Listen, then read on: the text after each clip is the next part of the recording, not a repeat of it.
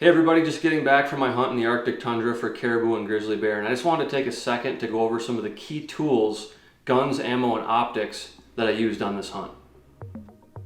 Going into this hunt, I had a caribou and a grizzly tag, and I knew we were going to be covering a lot of ground in the treacherous Arctic tundra, and the first priority would be simply finding these animals.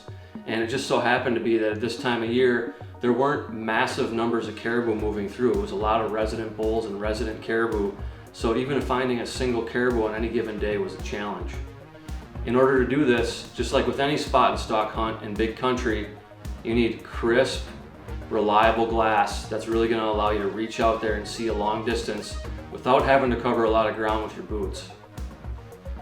I chose a 3-part optical system for locating and ranging my game. The first would be the BX5 Santium HD binocular from Leupold. This one's in the 10x42 configuration, so you get that 10 magnification, but you're not carrying around a bulky binocular when you're really trying to stay low on weight as you're navigating through the tundra. But for the necessity of reaching out to those farther distances, I've got the ProGuide HD spotting scope from Leupold. This one's in the 15-45 configuration. So with that 45 magnification, I could see a real long ways from just about any glassing point. And ultimately, this is what allowed me to spot a grizzly bear that I unfortunately wasn't able to stalk close enough to, and also a couple of bull caribou that offered a lot of promise. The next part of my 3-part optical system would be a rangefinder. This is the RX 2800 TBR from Leupold. It's a lot going on there in that name, but ultimately what you get out of this rangefinder is a weatherproof rangefinder. It's durable, it'll take a beating, and it'll range objects way farther out there than you're ever going to need to shoot. And it also has angle compensation built in, along with the ability to program specific ballistic profiles into the rangefinder for the loads that you might be shooting. Now there is a 4th critical part to my optical system, and of course that would be rifle scope. So let me get into my rifles and my chosen ammo for this hunt, and then I'll also cover the rifle scopes that actually went on these rifles. The first rifle I've got here is the new Ultralight from Savage. I chose the 6.5 PRC. It's a Hornady proprietary cartridge. There's not a lot of recoil, but yet there's more than enough energy. They're flat shooting, and small to medium sized big game animals, no problem knocking them down with a 143 grain ELDX bullet, which is what I chose to load in this Ultralight. The ELDX is one of those bullets that's designed for long range shooting. It's got a high BC, it's flat shooting, not a lot of drag, but at the same time it's going to give you reliable expansion anywhere from 50 all the way out to probably 1,500 yards.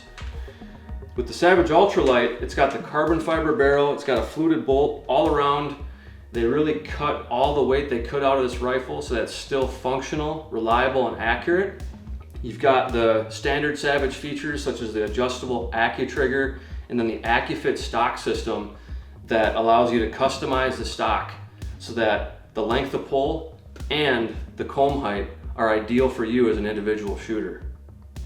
On the Ultralight, I wanted to go with a low profile scope that also didn't weigh a lot, because hey, what's the point of having a lightweight rifle if you're going to throw a big heavy scope on top?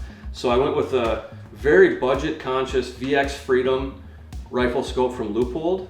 It's a 4-12x40 configuration, so it sits on here nicely, low profile, not a lot of weight, but it still has very good multi-coated glass, and you can get a custom ballistic turret, the CDS dial system from Leupold, cut specifically for the load that you're going to be shooting. And when they do this for you, all you have to do is send in your ballistic profile for your chosen cartridge, and they're going to send you back this custom dial that you replaced with the original elevation dial that came with the scope.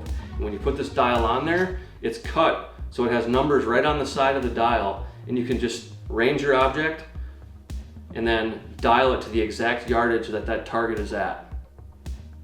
Now, like I mentioned before, I did have a grizzly bear tag in my pocket, so I knew I'd have to have an additional rifle on the trip for when we could focus some energy on going after grizzly bears. And so what I chose was appropriately the Savage Bear Hunter rifle in 338 Win Mag.